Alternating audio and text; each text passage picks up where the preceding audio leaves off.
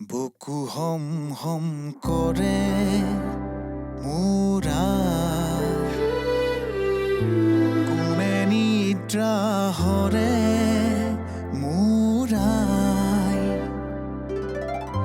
পুত্ৰ হৈ মই কি মতে তৰু আই তোৰে হৈ মই মৰু বুকু হম হম কৰে মোৰাই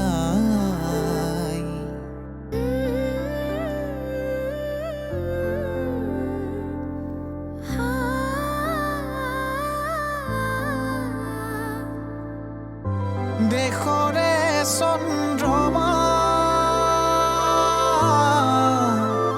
কালেন্ধাৰে আৱৰে অগণি কালিকা দেহ ৰন্ধ্ৰে ৰন্ধ্ৰে চৰে বুকু হম হম কৰে মোৰাই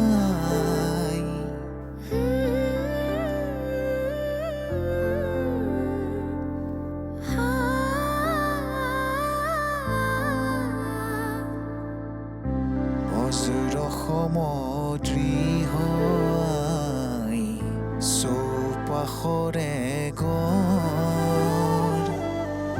চৌপাশৰে গঢ় ভেদিম কিঞ্চিতো নাই পৰ ও মোৰে চন্দ্ৰমা তেৰি চান্দনি অংগ আজি সুধাকান্ত ভূপেন্দাৰ জন্ম শতবাৰ্ষিকীৰ প্ৰাক মুহূৰ্তত পদ্মসূচী ইনিচিয়েটিভ ফাউণ্ডেশ্যনে কণমান শিশুসকলক লৈ আয়োজন কৰা এই কৰ্মশালাটিৰ জৰিয়তে ভূপেন্দাৰ সমগ্ৰ গীতৰ যিটো ধাৰা এটা প্ৰজন্মৰ পৰা আনটো প্ৰজন্মলৈ বোৱাই নিয়াৰ যি প্ৰচেষ্টা তেওঁলোকে কৰিছে তাৰ বাবে এই পদ্মসূচী সংগঠনটোক মই ধন্যবাদ জনালোঁ। আশা কৰিছোঁ ভৱিষ্যতেও তেওঁলোকে এনেধৰণৰ সুন্দৰ সুন্দৰ পৰম্পৰা ৰক্ষা কৰি তেওঁলোকৰ সংগঠনে সামাজিক কাম কাজ কৰি আগুৱাই যাব। ধন্যবাদ। দিল হম হম কৰে ঘবৰাই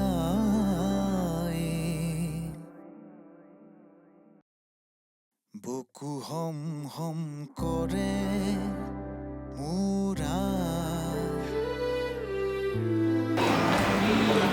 এদিনীয়া ভূপেন্দ্ৰ সংগীতৰ কৰ্মশালা এটা কৰিলে। তোমালোকে গান শিকিলা কেইটা? ভূপেন্দ্ৰ সংগীত কেইটা? দুটা। বঢ়িয়া। তিনিটা। গতিকে সেইটো খুব প্ৰশংসনীয় কথা, কাৰণ এই কণ কণ ল'ৰা ছোৱালীখিনিক লৈ আজি ভূপেন্দাৰ কাইলৈ আৰম্ভ হ'ব জন্ম শতবাৰ্ষিকী। 100 বছৰ হ'ল, 100 বছৰত ভৰি দিছে ভূপেন্দাৰ। ভূপেন্দা যদিও নাই, কিন্তু অসমৰ ৰাইজে ভূপেন্দাৰ এই জন্ম শতবাৰ্ষিকী পালন কৰিবলৈ বিশালভাৱে গোটেই অসমত তথা অসমৰ বাহিৰতো বিশ্বৰ বহু বেলেগ বেলেগ ঠাইতো আয়োজন কৰিছে। আৰু বিশেষভাৱে আমাৰ অসম চৰকাৰে অভিনৱ কিছু লৈছে অভিনৱ পদক্ষেপ লৈ পেলাই ইমান সুন্দৰকৈ আমাৰ অসমৰ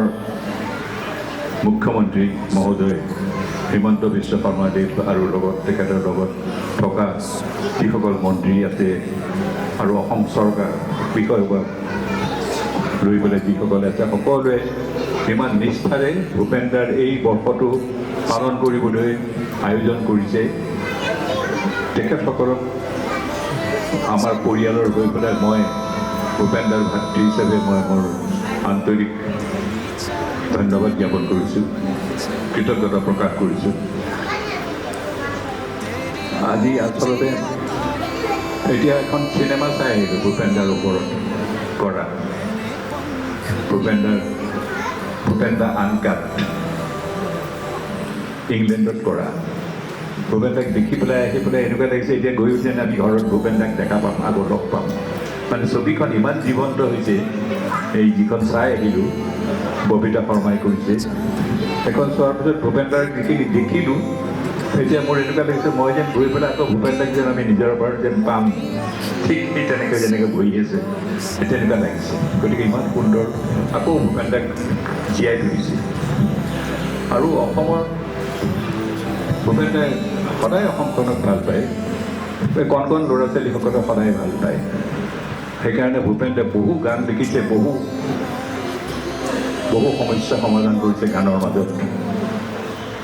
আৰু কণ কণ ল'ৰা ছোৱালীখিনিৰ কাৰণে গান লিখিছে ভূপেন্দাই ৰং কিনিবা কোনে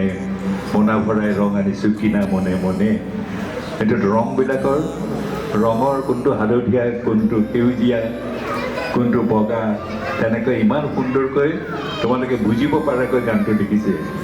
বগলীৰে বগ পাখি যিলিকে এই তেনেকৈ যে লিখিছে বগলীটো কেনেকুৱা বগা সেইকাৰণে বগা ৰংটোৰ কাৰণে বগলী তেনেকৈ বিভিন্ন ৰূপত ভূপেন্দাৰ ৰংবোৰ লুটিয়াই গৈছে কণ কণ ল'ৰা ছোৱালীৰ মাজত নতুন হাঁহ আহিল নতুন হাঁহ আমাৰ বহল বুকুতে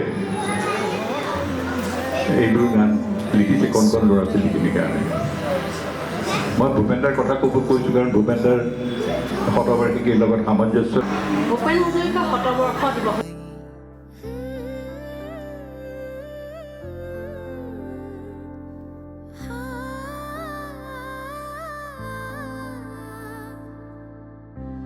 অজুৰ সমদ্ৰিহাই চৌপাশৰে